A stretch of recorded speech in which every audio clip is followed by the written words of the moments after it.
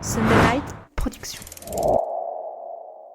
Dans cette nouvelle capsule, nous allons nous intéresser au renforcement musculaire en course à pied. Alors si vous voulez devenir un meilleur coureur ou une meilleure coureuse en vous renforçant musculairement, vous êtes au bon endroit. C'est parti. Le renforcement musculaire est un pilier dans l'entraînement du coureur. Chaque vendredi du 2 au 23 février, découvrez comment la préparation physique ciblée peut révolutionner vos entraînements en course à pied. Alors préparez-vous à courir plus loin, plus vite et avec plus de force. Bonne écoute. Bonjour à toutes, bonjour à tous, soyez les bienvenus dans notre nouvelle capsule, la capsule Muscu. Dans ce programme, vous allez tout apprendre sur les fondamentaux de la musculation du coureur et de la coureuse à pied. Et aujourd'hui, nous allons nous plonger dans le monde fascinant de la PPG. Quels sont les fondamentaux à connaître, les bénéfices et les limites de cette pratique, comment évaluer ses besoins personnels, savoir où on en est, ou encore quels sont les équipements nécessaires, indispensables pour se muscler quand on est un coureur. Bref, autant de questions auxquelles nous allons répondre dans cet épisode inaugural.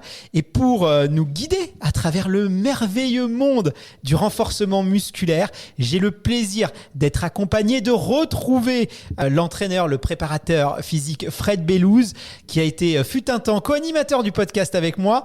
Il est aujourd'hui co-auteur du livre Running Renfo, la préparation physique en course à pied, publié aux éditions Fort Trainer. Salut Fred, c'est un plaisir de te retrouver dans ce podcast. Alors, tu étais déjà revenu pour des petits épisodes hors série, mais là, on va t'avoir pendant quelques semaines. C'est très cool de te revoir. Comment est-ce que tu vas aujourd'hui, Fred ? Est-ce que tu es content de faire ton retour pour un format récurrent ? Alors bonjour Guillaume, bonjour à toutes et tous. Évidemment, je suis ravi déjà à chaque fois de te retrouver et de retrouver le podcast. Et là, j'irai encore plus sur cette mini-série consacrée à un sujet qui me tient tant à cœur. Les auditeurs et les auditrices le savent bien parce que dès que j'avais l'occasion de le placer, j'en parlais. C'est clair. Donc là, l'occasion m'est donnée de pouvoir m'exprimer un peu plus longuement sur ce sujet-là et je dirais dans mon média préféré, donc je suis comblé. Oui, et puis nous aussi, on est heureux de te recevoir. Et justement, pour débuter notre échange, ce que je te propose, c'est qu'on commence par les bases. Est-ce que tu pourrais nous expliquer brièvement ta définition, ta vision du renforcement musculaire en course à pied, qu'on appelle communément aussi PPG. D'ailleurs, tu vas nous dire qu'est-ce que ça veut dire ces lettres PPG et en quoi est-ce que tu penses que peut-être cette muscu-là, ce côté spécifique, il est différent du fitness game qu'on peut avoir autour de nous.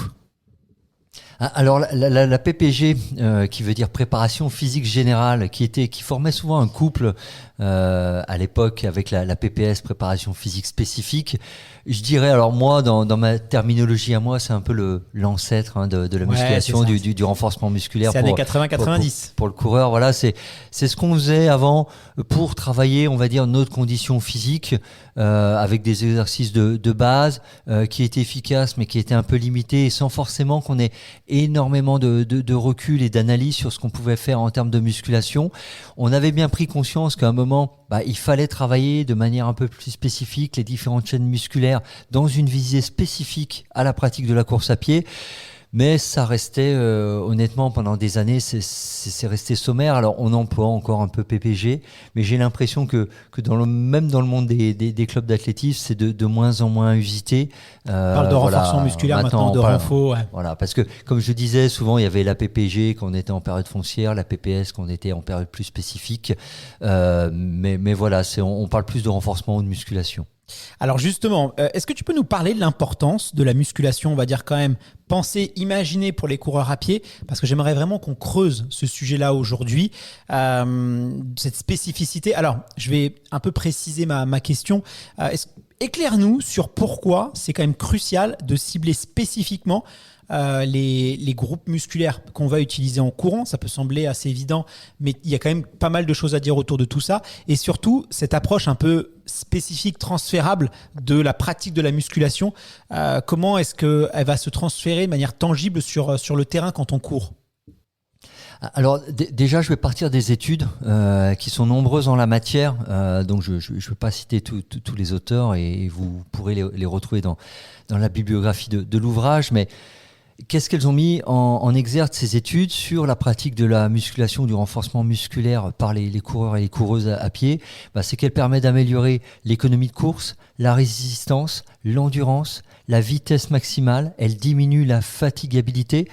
Quand on regarde comme ça un peu rapidement, je dirais, en fait, tous les leviers de performance sont impactés positivement par la pratique de la course à pied, sauf un seul que je n'ai pas cité, c'est la VMA, donc la VO2 max, et c'est plutôt logique, parce que là on est sur des qualités cardio-respiratoires. Et donc on voit que l'ensemble des leviers de performance, et quand je dis performance, c'est tant la performance chronométrique que se dire la performance d'atteindre l'objectif fixé, donc par exemple d'être simplement finisher d'une épreuve, que ce soit 10 km, semi-marathon ou d'ultra, tous ces leviers-là sont affectés positivement, je le répète, par la pratique de la course à pied. Au-delà de ça, il y a un élément prépondérant qui n'est pas forcément mis en avant lorsqu'on parle de renforcement musculaire, mais les études le démontrent très clairement. Le premier bénéfice de la pratique de la musculation, alors ça serait valable pour n'importe quel type de sport, et donc ça l'est pour la course à pied, c'est un bénéfice neuromusculaire, c'est-à-dire ça va être votre capacité à recruter l'ensemble des fibres musculaires d'un muscle donné. C'est-à-dire qu'en fait, on croit qu'on a, entre guillemets, cette capacité-là, et en fait, non, parce que la musculation nous permet, on va dire, d'optimiser. Alors, quand on dit recruter les fibres musculaires, on pourrait dire, dans un langage courant, les solliciter. Et ça, en fait, la pratique de la musculation, son premier bénéfice, ça va être d'optimiser cette dimension-là neuromusculaire qui est au final fondamentale. Et c'est vrai que là, le renforcement musculaire, alors il a toujours été assez omniprésent dans notre sport, mais il est encore plus présent avec l'essor du trail. C'est vrai que les trailers, surtout quand on est un peu à la recherche de performance ou quand on est à la recherche de pas se flinguer ou finir dans un état catastrophique après un trail, le renfort va quand même avoir une place stratégique. Encore plus quand on n'a pas la chance de vivre aussi dans les Alpes ou dans les Pyrénées. Là, il y a un intérêt spécifique aussi sur le trail, sur le renfort. Alors, je dirais que l'essor, il est lié à ce que tu dis, à un essor de la pratique, à une diversification de la pratique qui nous oblige à trouver des parades lorsqu'on n'a pas, par exemple, les profils sous la main et adaptés pour la pratique de la discipline qu'on souhaite, et notamment par exemple si on habite en milieu urbain plat et que on se prépare pour l'UTMB, il faut trouver des choses annexes à côté pour pouvoir le travailler. Mais parallèlement aussi, le monde de la préparation physique a fait énormément de progrès. Il y a 30 ans, je ne vais pas me rajeunir, mais il y a 30 ans, quand j'ai commencé à atteler, les préparateurs physiques, on n'en parlait pas. Enfin, je veux dire, ça n'existait pas. Début des années 2000, ça a commencé à sortir aux yeux du grand public, parce que la préparation physique, elle existe depuis très longtemps, mais je veux dire, aux yeux du grand public. Et qu'on s'intéresse spécifiquement à des sports, c'est très récent. Et d'ailleurs, la course à pied, qui est je pense le sport le plus pratiqué au monde, que ce soit en structure ou hors structure, ne bénéficie pas encore, enfin jusqu'à maintenant, ne bénéficiait pas d'un ouvrage spécifique sur la préparation physique de cette discipline. Donc on a eu des avancées de connaissances qui nous ont permis de nous dire effectivement ça a un bénéfice. Avant, il y a encore 10-15 ans, on pensait que le meilleur moyen de se renforcer quand on était coureur, c'était de faire du vélo. Parce qu'il y avait aussi ce mouvement-là. Alors on fonctionne avec des mouvements de mode, et c'est pas forcément mal parce que ça permet d'apprendre. Mais voilà, on a fait des progrès, et comme tu le disais, il y a aussi le côté je vais devoir me préparer à des épreuves qui sont peut-être de plus en plus traumatisantes. Là, on parlait des trails avec le phare. On parle souvent du D+, mais ce qui est le plus impactant musculairement, c'est le D-. C'est toutes ces descentes qui vont venir impacter notamment les quadris. Comment s'y préparer au max sans forcément faire que des sorties en D- pour entraîner les quadris on va dire, à résister et encaisser cette charge. C'est ce que disent les grands champions de trail, c'est que les trails, ça se gagne en montée, mais ça se perd en descente. Donc il faut être tout aussi efficace sur l'un que sur l'autre. Et du coup, alors c'est vrai que quand on revient un peu à cette culture, tu disais il y a 30, 40 ans. Voilà, jusque dans les années 2000, au début des années 2000, la PPG, c'était quoi? Et moi, j'ai connu ça quand j'étais en club. C'était, tiens, allez, il y a une séance, on a 2 heures d'entraînement. Allez, le jeudi, on va faire que 1h30 de séance, on va faire une demi-heure en plus. On va aller dans le stade au chaud et puis on va faire 10 pompes. On va faire 3 séries d'abdos, de crunch. On va faire, qu'est-ce qu'on peut faire d'autre? Un peu la planche aussi. Voilà, c'était les 3 gros exercices. Allez, on fait 3 séries de 10 de chacun et 3 fois 1 minute pour la planche ou 3 fois 1 minute 30. Et puis, ça y est, on a fait notre PPG. Ça, j'imagine que c'est pas inintéressant, mais qu'on va être très limité si on reste sur ça. Si on fait aussi un peu de la chaise ou ce genre de choses, c'est très bien, hein, mais c'est quand même pas optimum. J'imagine, on peut aller beaucoup plus loin. C'est pas optimum. Alors c'est comme tu dis, hein, c'est mieux que rien. Donc il faut pas tout jeter à la poubelle. Après, on est limité dans la variation, la variabilité, la multiplicité des exercices qui pouvaient nous être proposés à l'époque, hein, quand on faisait ça dans le stade, et aussi par les intensités d'entraînement, les charges que là on travaille à poids de corps, et à un moment suivant son niveau aussi, on y reviendra, on a un intérêt réel, et ça on l'a compris aussi un peu tardivement, hein, à travailler en charge lourde, voire en charge très lourde, en force maximale. Pendant très longtemps, on pensait que voilà, ça allait faire prendre du muscle, ça allait faire prendre de la masse musculaire, et le poids de manière absolue à un moment est un peu l'ennemi du coureur de fond. Et du coup, on évite toutes ces choses-là dont on peut supposer qu'elles vont nous faire prendre cette masse-là. Donc, il y a un réel intérêt. Et ça, on l'a aussi compris au fur et à mesure, au fait de faire des études et de voir concrètement comment ça se passe et quels sont les réels bénéfices. Alors justement, un coureur qui est plein de bonne volonté, d'accord, il va se dire, voilà, je vais me prendre un peu en main, je vais aller prendre un abonnement chez Fitness Park, Basic Fit, il m'en faut un 3e, tiens, dis-moi, pour pas que ça soit de la publicité. L'orange bleu. L'ange bleu. L'orange bleu. Ah, l'orange bleu, enfin là, il y en a pas mal, à des prix et des gammes différentes. Donc là, il va aller à sa salle, il va se retrouver généralement, alors soit il a la chance d'avoir un préparateur physique, mais les préparateurs physiques muscu qu'on va trouver en salle ou qu'on va trouver autour de nous, c'est souvent des gens qui sont spécialisés dans l'esthétique, dans la trophie musculaire. Donc ils vont travailler plutôt dans cette recherche du corps, en fait, du corps parfait entre guillemets en tout cas, améliorer un corps pour le rendre plus esthétique en fonction des modes du moment. Ça, c'est un peu la norme. Là, on va quand même être limité. J'en reviens à ma question précédente, c'est que la musculation, le bodybuilding, c'est très différent de ce que nous, on va aller rechercher en tant que coureur. Oui, clairement. Et en plus, on n'est pas exposé à ce risque, honnêtement, en tant que coureur. C'est évidemment, on ne recherche pas lorsqu'on fait de la musculation et qu'on a un coureur, une coureuse, à prendre de la masse, à avoir son esthétique. Ça peut être un effet secondaire parce que notre corps évolue quand même. C'est toujours sympa d'avoir un joli corps. Voilà, et c'est pas toi qui vas me dire le contraire, Fred. Exactement. Toi qui as été gâté par la nature. Quand même. J'aimerais tant. Mais du coup, voilà, toute activité sportive, elle modifie le corps, et ça, en soi, c'est une bonne chose. C'est pas le but recherché lorsqu'on fait du renforcement musculaire en course à pied. C'est l'esthétique n'est pas dans les priorités, n'est pas dans la to-do list. Ce qu'on cherche, c'est l'optimisation de nos capacités musculaires au service de notre pratique. En fait, c'est bien ça qu'il faut comprendre, c'est que l'ensemble des éléments que j'ai relevés tout à l'heure participent au fait déjà d'être plus à l'aise en course, de pouvoir améliorer sa foulée et du coup de prendre aussi plus de plaisir. Au-delà d'améliorer simplement sa performance, quand on est plus à l'aise dans une pratique, on y prend plus de plaisir. Et l'idée, c'est quand même que le plaisir soit un maximum au rendez-vous. Alors, pour certains, ça va être la perf chronométrique, hein, ça va être là où va résider la principale source de plaisir, mais pour d'autres, ça va être simplement pouvoir courir sans finir cassé en deux, finir une course sans mettre 6 mois à s'en remettre, c'est vraiment important et moi ça me semble fondamental. Oui, et puis cette notion de spécificité, c'est vrai que techniquement quand tu rentres dans une salle de sport spécialisée pour les athlètes, donc tu vas retrouver, moi je l'ai déjà fréquenté, plein de sports et disciplines du physique, c'est des préparateurs physiques, plus que des coachs muscu. Tu es censé, comme ça en un coup d'œil, quand tu connais un peu la musculation, lui c'est un rugbyman, parce que tu vois un peu les séances qu'il fait. Tiens, lui, c'est un coureur à pied, parce que tu vois un petit peu ce qui est travaillé. On est censé quand même, en fonction des exercices et des types de muscles qu'on va faire, vraiment travailler en spécifique. C'est ça qui est important.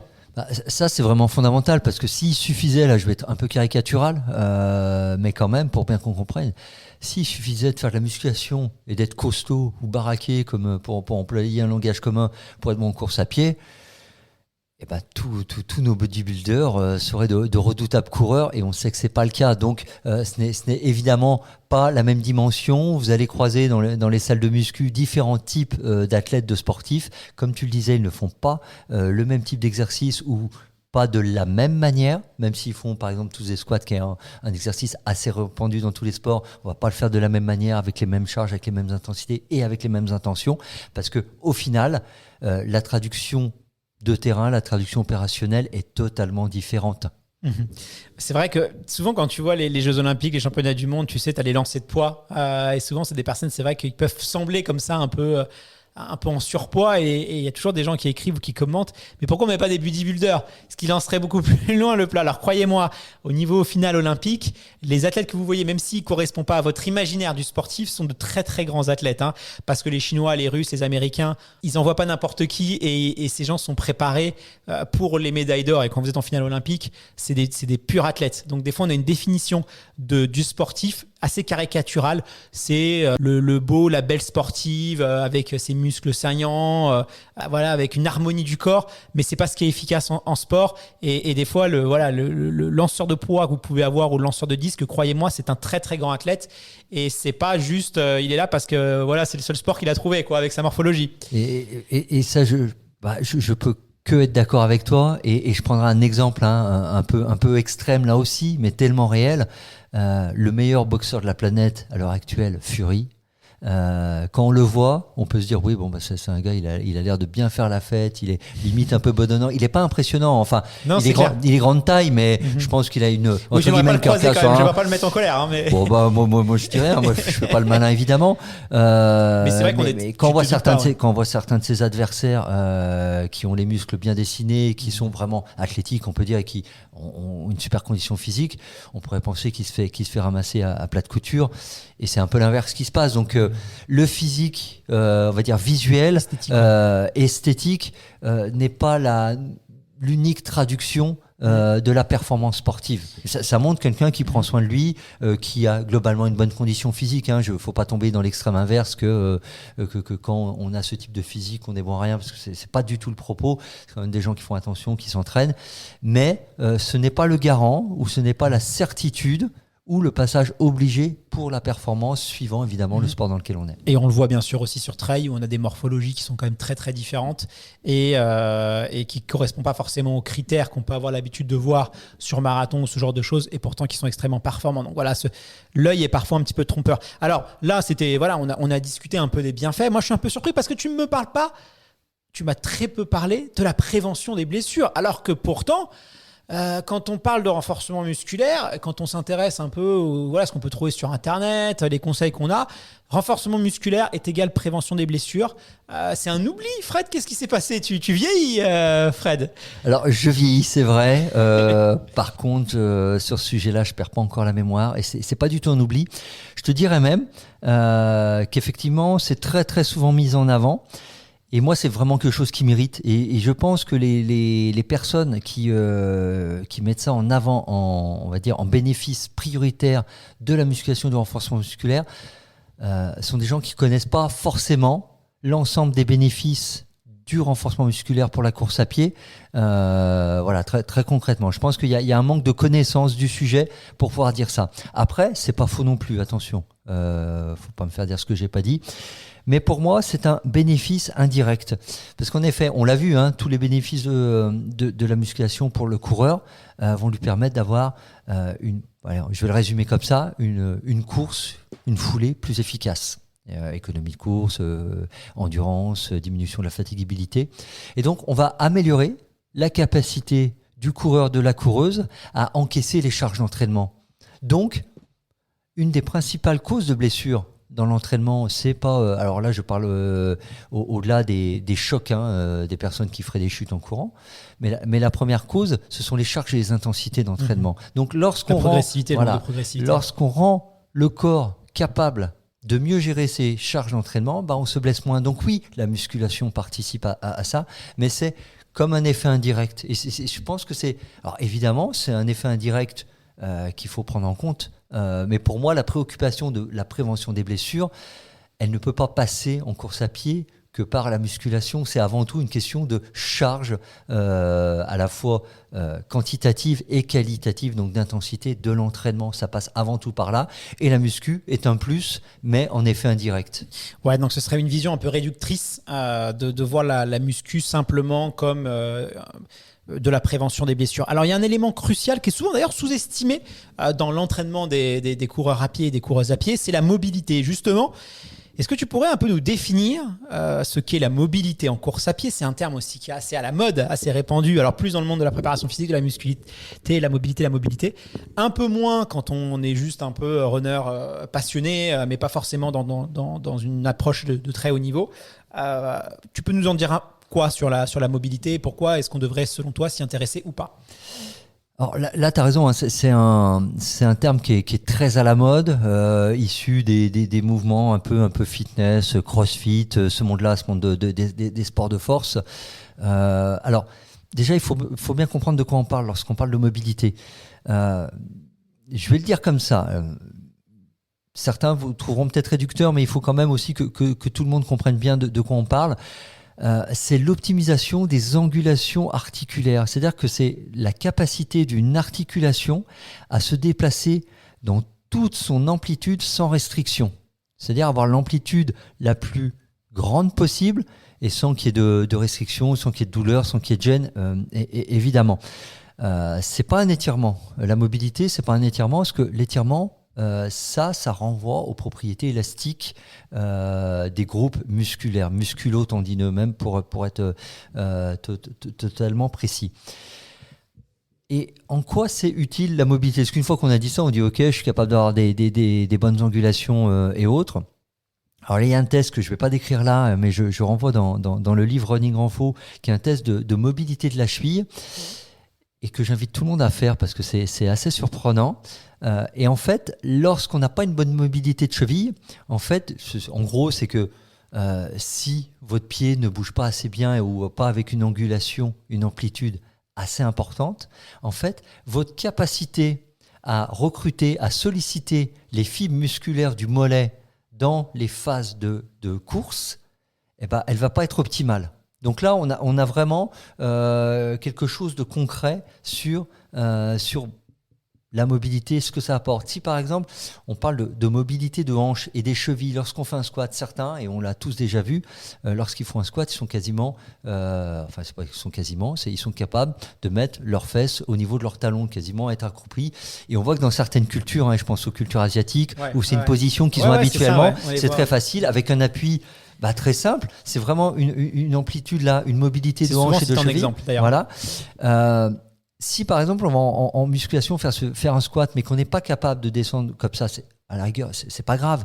Mais en fait, on ne va pas recruter là aussi la totalité, notamment des fibres musculaires au niveau des fessiers. Donc ça, c'est quand même des muscles qui interviennent dans l'efficacité de la foulée. Donc si à un moment on n'est pas en capacité de tous et toutes les recruter, ça nous impacte négativement. Donc c'est pour ça que la mobilité, c'est un peu la hype, faut pas se mentir. Alors, voilà, et avec tout ça, et puis commence à avoir une contre-hype en disant, mais en fait, la mobilité, c'est pas ce qu'on dit, c'est différent. Faut pas tomber dans les guerres d'ego. C'est pas parce qu'un terme est à la mode qu'il est forcément inintéressant. Exactement. Tout simplement pour se positionner un peu en opposition, même si forcément, il faut pas en faire l'alpha et l'oméga, quoi. Si j'ai bien compris. Et exactement, mais c'est un élément important à avoir en tête et de pouvoir de vouloir travailler. Ça, on a l'avantage, c'est que du coup, vu que c'est à la hype, on trouve énormément de bonnes vidéos sur les plateformes. Je veux dire ça, comme ça m'évitait d'en citer une et sinon on doit en citer trois.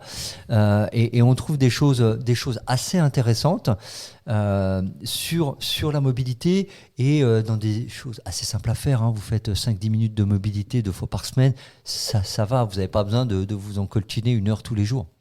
Alors Fred, j'aimerais qu'on aborde maintenant qu'on a un peu détaillé, introduit les fondamentaux, il y a quand même un casse-tête qui se pose. C'est comment est-ce qu'un coureur, une coureuse, du quotidien, on va dire, moi par exemple, on va pouvoir évaluer sa condition physique. Parce qu'on va pas se mentir, c'est pas facile de déceler nos points forts et nos points faibles. Par exemple, moi, je pense avoir un point fort, quadriceps, tu vois, ischio, même mollet. J'ai vraiment ces muscles-là, j'ai l'impression qu'ils vont se développer très très vite. Dès que je vais m'arrêter l'été, je vais faire ma coupure, je vais vraiment voir que ça va aller. J'ai l'impression en tout cas que c'est un point fort chez moi. Je vais peut-être avoir un peu plus de faiblesse au niveau des muscles fessiers, tu vois, abdominaux par exemple. Mais ça, c'est de la perception personnelle. Et des fois, il peut avoir des surprises. Du coup, comment est-ce qu'on peut se faire une idée claire de notre condition physique actuelle, si on veut faire un bilan, se dire voilà, quelles sont mes forces, quelles sont mes faiblesses, qu'est-ce que je dois travailler en priorité ou pas, comment est-ce qu'on peut s'auto-évaluer un peu, quels conseils tu pourrais donner à nos auditeurs, parce que ça, c'est très très important, je pense. Alors ça, c'est une vraie question et je dirais c'est une question centrale. Et qui est une question que tout le monde se pose, et je dirais presque malheureusement ou heureusement dans un sens, il n'y a pas de réponse générale. Tout simplement parce que la réponse, et tu l'as très bien dit, hein, elle est liée à l'individu. Donc ce sont des réponses qui sont individualisées. Alors si on a un athlète de haut niveau ou un athlète qui est vraiment dans une recherche de performance chronométrique, on va procéder à tout un ensemble de tests, et généralement les groupes musculaires, on les teste par groupe musculaire. Si on veut évaluer ses quadris, on va se faire par exemple un test sur squat, si c'est de la force max, si c'est de l'endurance de force, si c'est de la force explosivité. On a différents protocoles, donc c'est assez large.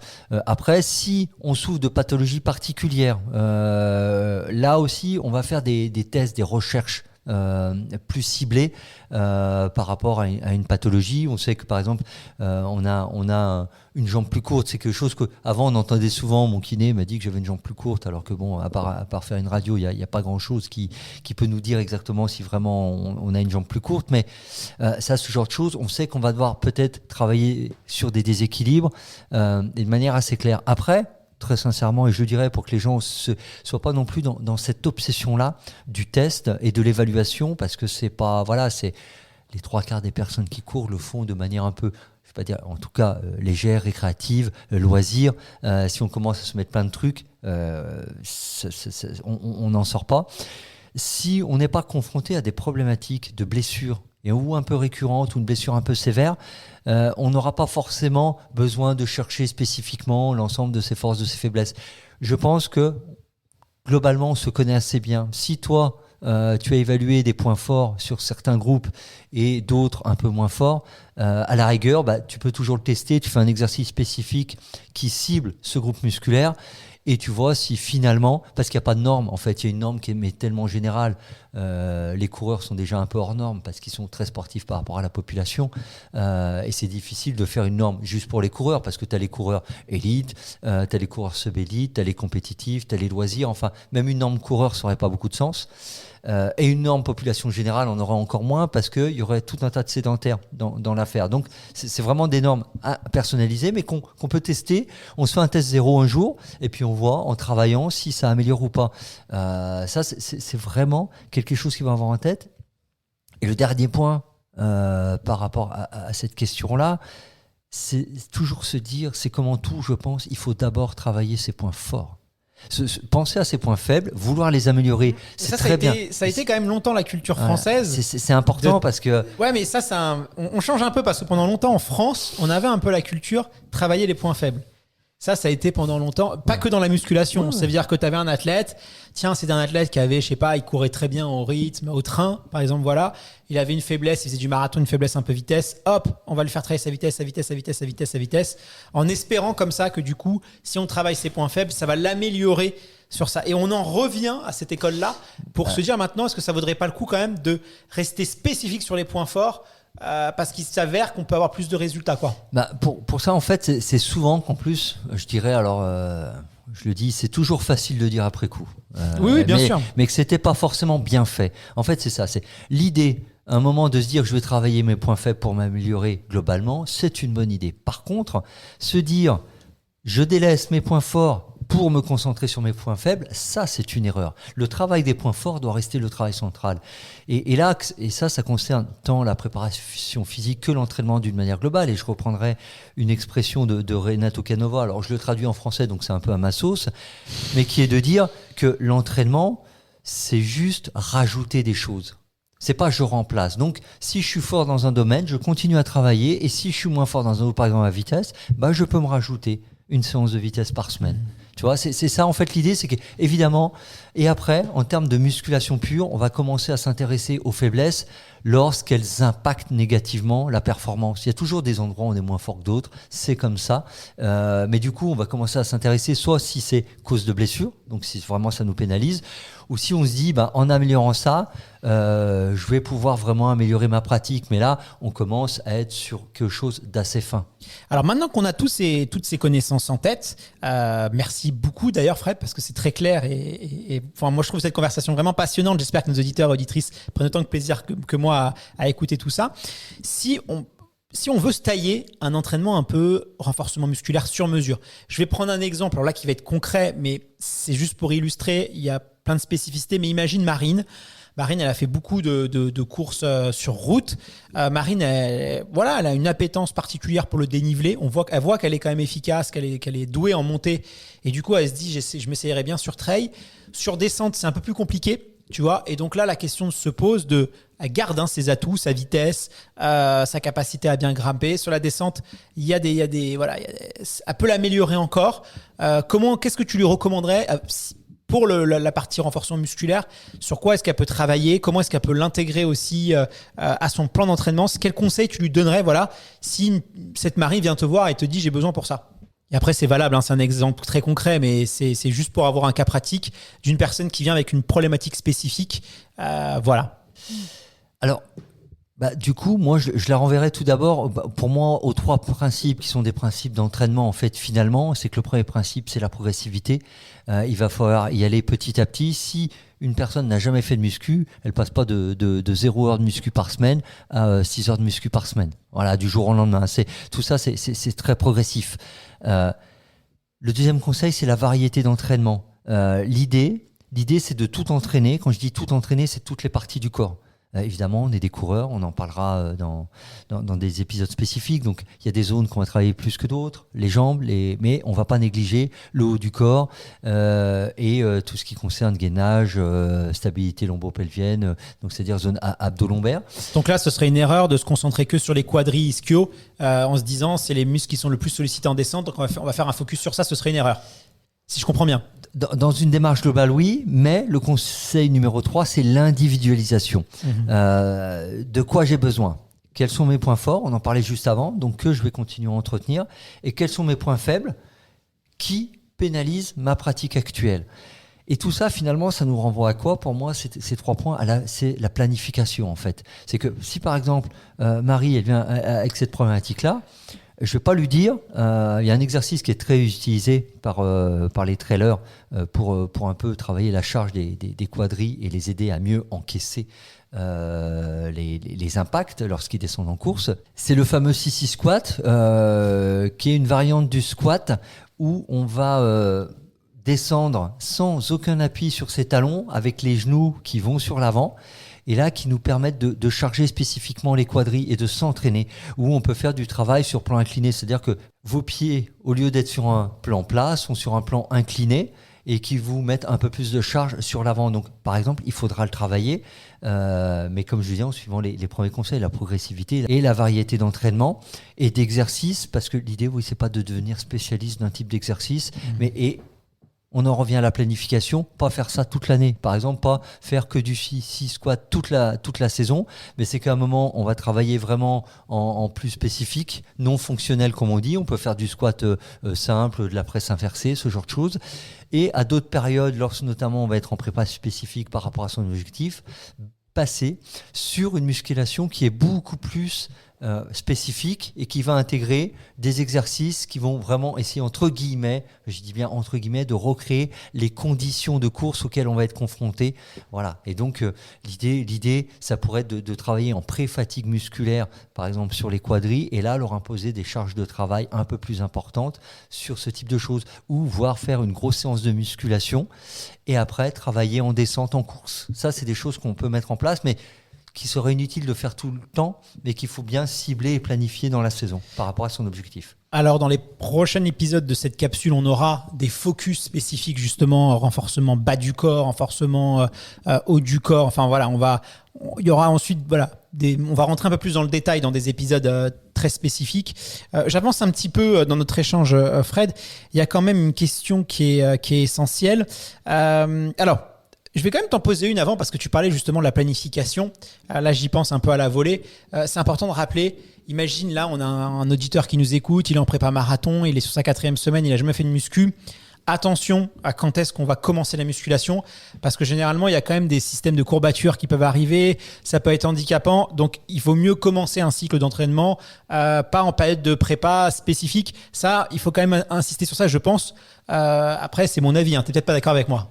Alors, moi, je suis globalement d'accord. Enfin, je veux dire, si qu'à un moment on est dans une prépa spécifique, alors, si vous êtes à la semaine 1 de votre prépa marathon, à la rigueur, pourquoi pas introduire un peu de renfort, mais en vous faisant accompagner pour être sûr d'appliquer les bonnes charges, le bon nombre d'exercices, le bon nombre de séries, pour pas que ça ait un impact négatif sur votre entraînement. Mais effectivement, c'est toujours mieux. Alors, pour raisonner avec une terminologie qui n'est plus forcément en vogue, mais c'est lorsqu'on est assez éloigné des objectifs, lorsqu'on est en préparation générale ou préparation foncière, si on n'en a jamais fait, qu'on commence à l'introduire. Effectivement, c'est pas assez. Enfin, toute modification. Donc, novembre, généralement, novembre, décembre ou mai, juin sont souvent des périodes parfaites pour commencer la muscu. Voilà, ou voire même la reprise lorsque vous reprenez, septembre, après votre coupure annuelle, hop, vous pouvez mettre ça dans la to-do list de votre entraînement. Mais effectivement, pas en cours de préparation spécifique. Ça pourrait avoir plus d'effets négatifs que positifs, donc vigilance. Alors Fred, il y a une question qui est essentielle, c'est quand, où s'entraîner ? Parce qu'on sait que quand même, c'est pas toi qui vas me dire le contraire, beaucoup de coureurs, coureuses, on jongle avec un emploi du temps chargé. On est plus à chercher du temps qu'à en gaspiller. Alors, est-ce que c'est par exemple, combien de séances on doit en intégrer ? Est-ce que c'est nécessaire de s'inscrire en salle de musculation ? Parce que si c'est la salle de musculation, ça veut dire que soit on a de la chance, elle est en bas de chez nous, mais sinon, peut-être des fois, il faut prendre la voiture, il faut allouer du temps. Tout ça, ça vient aussi alourdir la disponibilité qu'on peut avoir. On ne va pas se mentir. Donc voilà, si on veut s'entraîner efficacement, est-ce qu'on doit forcément passer par une salle de musculation ? Est-ce qu'on doit prendre un coach ? C'est quoi un peu tes recos par rapport à ça, dans une optique où on est à la recherche de s'améliorer, la performance à l'individuel. Il y en a certains, ça va finir un marathon, d'autres, ça va faire moins de 3 heures, d'autres moins de 2h30. Ça, c'est individuel, mais c'est le but de s'améliorer, de prendre plus de plaisir à courir. Qu'est-ce que tu recommandes à cette personne-là ? Est-ce qu'elle doit s'inscrire dans un stade, dans un club de muscu ? Voilà, c'était tes recos. Et le temps alloué, bien sûr. Alors le temps alloué, moi je dirais que c'est une séance de 30 minutes à 1 heure par semaine, c'est le minimum. D'accord. Voilà, c'est suivant la pratique. C'est le ratio, normalement, c'est une séance de muscu pour 3 séances de course. Après, si déjà vous faites 1 heure par semaine, c'est déjà pas mal. Et même 30-35 minutes, en mettant en place des exercices complexes, c'est-à-dire des exercices qui vous permettront de travailler à la fois le bas et le haut du corps, c'est aussi top parce que vous, entre guillemets, vous allez rentabiliser. Après, c'est aussi suivant, on va dire, votre objectif, votre pratique du renforcement musculaire va suivre un peu cet objectif. Plus l'objectif va être élevé, plus c'est un élément sur lequel vous allez devoir vous appuyer de manière assez simple et je pense compréhensible par toutes et tous. Après, dans une première approche, non, on n'est pas obligé d'aller dans une salle, on n'est pas obligé d'avoir du matériel. Le travail au poids de corps permet de faire énormément de choses de manière assez simple et assez dynamique. Ça nous permet aussi, par exemple, de le faire à la maison le soir, si vous avez des enfants. Quand les enfants sont couchés, je me mets à la télé, soit parce que je regarde les infos ou un documentaire qui m'intéresse mais qui ne nécessite pas forcément une grande concentration. Un podcast. Un podcast également. Et du coup, au lieu de l'écouter ou de regarder assis, vous l'écoutez ou vous le regardez en faisant vos exercices de renfort.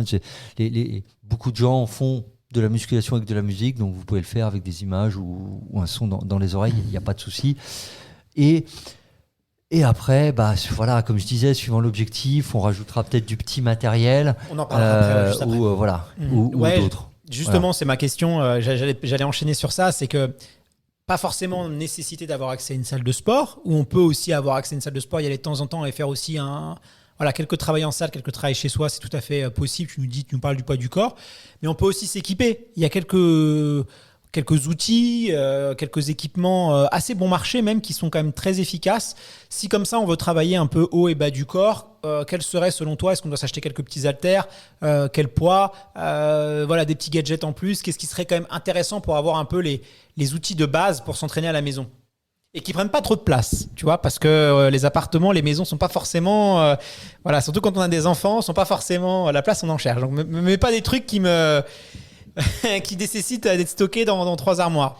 Alors, je vais te faire simple, hein. Je vais te sélectionner juste 3 éléments qui, comme ça, là, tu me le dis, je veux dire, me sautent aux yeux ou en tout cas à l'esprit.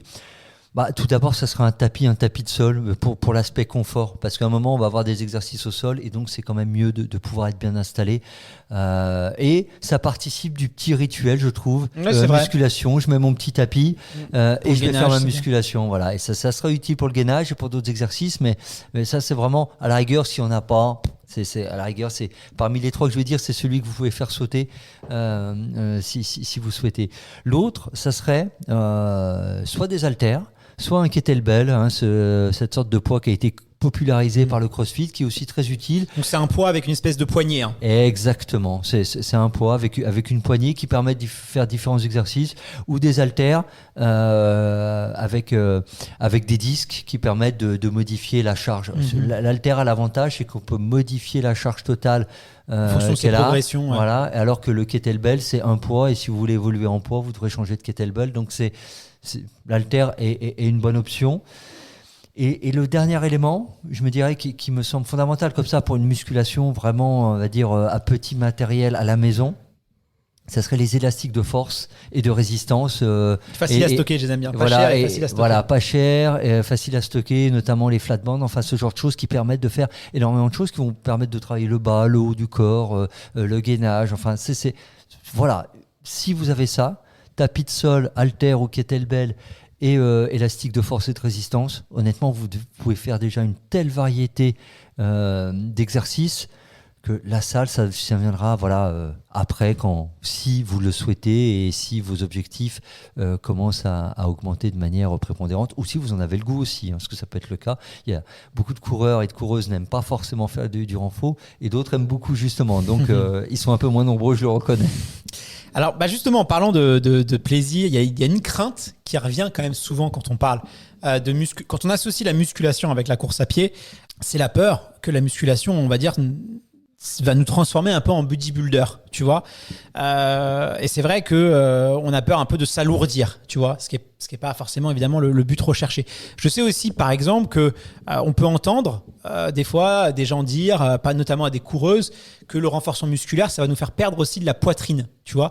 Donc il y a aussi des considérations esthétiques qui peuvent rentrer en compte. En fait, on a peur que le corps se change, en fait. Soit on va prendre du poids, soit on a peur de ce soit pour des raisons aussi esthétiques, féminin, masculin, il y a des critères de beauté. Voilà. Est-ce que cette crainte, tu penses qu'elle est légitime ? Alors, elle n'est pas légitime, mais elle existe. Et elle est très, très répandue. Donc, il ne s'agit pas de dire elle est légitime et de ne pas traiter la question. Déjà plusieurs points. La prise de masse, lorsqu'on fait de la musculation, elle est liée au fait qu'on travaille dans certaines intensités. Et ça parce que les gens qui connaissent pas forcément la musculation et comment on fait de la musculation, n'en ont pas forcément conscience. En fait, dites-vous, et je fais souvent le parallèle avec la VMA, que suivant les intensités auxquelles vous allez travailler, le travail de musculation ne sera pas le même et n'aura pas les mêmes effets. Quand vous travaillez à 100% de votre VO2 ou de votre VMA, vous ne travaillez pas de la même manière et les bénéfices ne sont pas les mêmes que lorsque vous faites des sorties à 60% en endurance fondamentale, comme on dit.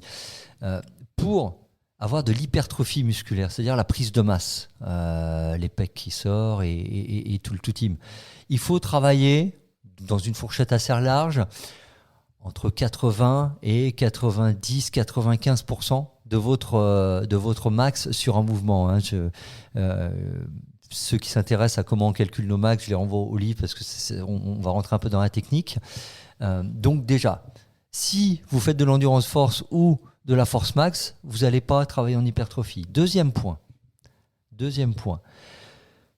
La prise de masse est liée à une protéine qui s'appelle la protéine mTOR. Et cette protéine est en très grande partie inhibée lorsqu'on pratique un sport d'endurance. Pareil, vous avez tout le schéma explicatif, notamment de ce qui se passe au niveau biochimique dans le corps humain, dans l'ouvrage, donc je ne vais pas détailler. Donc ça, c'est un risque qu'on n'a pas en fait, même si on fait beaucoup de muscu. C'est pour ça que les marathoniens sont très fins, très fit. Ça ne veut pas dire pour autant qu'ils ne font pas beaucoup de musculation. Je vais prendre l'exemple un peu extrême. Mo Farah, tout le monde, je pense, voit à quoi ressemble Mo Farah. Mo Farah fait 3-4 séances de muscu. Et il est très balèze en muscu. Voilà, de 1h30 à chaque séance. Donc, on faisait ce que... Voilà, on faisait. Ça lui faisait quasiment 6 heures de muscu par semaine. Et quand on voit Mo Farah, on se dit pas, c'est un bodybuilder et il traîne trop de poids. Donc, vraiment, c'est pas parce qu'on a des gros pecs qu'on est efficace. Voilà, donc il faut chasser cette crainte de se dire je vais faire de la muscu, je vais prendre de la masse. Si je la fais bien dans les bonnes intensités et dans les bonnes proportions, c'est sûr que si vous courez 2 fois par semaine mais que vous faites 10 séances de muscu, oui, à un moment vous allez prendre de la masse parce que votre sport principal, ça sera la muscu et l'hypertrophie et ça sera plus l'endurance. Ok, donc après... Sur la modification du corps, tout sport change un corps. Et tu parlais notamment d'une problématique qui touche les femmes, qui est liée à leur poitrine. Déjà, la course en elle-même, et notamment plus on va faire du long et du fond, plus c'est une partie de l'anatomie qui va être affectée, parce que plus les distances sont longues, plus on est sur des intensités basses, et l'énergie sur les intensités basses est tirée de la lipolyse. La lipolyse, c'est simplement je tire mon énergie des lipides dans le corps, de manière préférentielle. Il y a différentes sources de production d'énergie. Et la poitrine, chez les hommes, chez les femmes, et encore plus chez les femmes parce qu'elle est plus développée, c'est essentiellement du gras. C'est pas du muscle, c'est essentiellement si la poitrine n'est qu'un on schématise, mais un stock de gras. Et de manière, voilà, et c'est pour ça que les coureuses, et notamment les coureuses de fond, n'ont pas des poitrines développées. C'est qu'à un moment. C'est rare, mais il y en a quelques-unes quand même qui c'est pas. Et donc voilà, mais c'est pas là. Enfin. Et puis même c'est pas pratique pour courir, donc le corps en fait va toujours essayer de modeler un corps et s'adapter pour faciliter la course, c'est évident. Mais c'est pour rassurer les auditrices, pour le coup, c'est pas la pratique de 1 heure, de si par exemple vous courez. On parle du très haut niveau et de la pratique régulière. Ouais. Si vous courez 5 à 6 heures par semaine et que vous faites 30 à 45 minutes de muscu par semaine, bien organisé, c'est pas ça qui affectera cette partie de votre anatomie, soyez rassurés. Et ça pourra même en renforcer une autre qui associe son bénéfice esthétique. Bon, voilà qui est rassurant, Fred. Alors, merci beaucoup pour toutes ces informations. Alors, c'était un épisode introductif. Restez bien à l'écoute de cette série parce que dans les prochains épisodes, nous allons plonger au cœur des sujets beaucoup plus spécifiques comme le renforcement de ses jambes pour améliorer vitesse et endurance. Comment aussi on peut muscler son pied. Là, on va recevoir Thibaut dans cet épisode qui est le co-auteur du livre Running Renfo. On va faire aussi un focus sur le gainage, sur les abdos. Voilà, qui sont quand même aussi très très importants pour la course à pied. Bref, avec cette série, vous allez devenir un expert de la course à pied. Je rappelle le nom de ton livre, Fred, Running Je rappelle le nom de ton livre, Fred, Running Renfo, la préparation physique en course à pied, publié aux éditions Fort Trainer, qui se veut vraiment être la Bible pour les coureurs à pied, parce que c'est vrai qu'il n'existait pas grand-chose avant disponible en kiosque, c'est ça Alors, c'est pas qu'il n'existait pas grand-chose, il n'existait rien. Alors, pour être totalement honnête, un seul ouvrage traitait cette question de la préparation physique en course à pied, mais c'est un ouvrage qui est pourtant par un grand spécialiste de la question, un Américain qui s'appelle Black Grove, mais dont la publication est passée totalement inaperçue, qui n'a eu aucun écho. Et la Bible, je sais pas, parce que tu sais aussi que je suis une personne croyante, donc je ne veux pas blasphémer. Donc voilà, j'ai pas, et très sincèrement, j'ai pas la prétention d'appeler ça une Bible. En tout cas, j'espère que ça sera une référence en la matière et que ça nourrira les échanges et que nous permettra, nous les préparateurs physiques et entraîneurs en course à pied, de nous améliorer au bénéfice des coureurs et des coureuses. Merci beaucoup Fred pour toutes ces infos. On se retrouve dès la semaine prochaine pour les épisodes focus de cette capsule dédiée au renforcement musculaire des coureurs à pied. Merci à toutes celles et ceux d'avoir suivi cet épisode jusqu'au bout. À la semaine prochaine. À bientôt.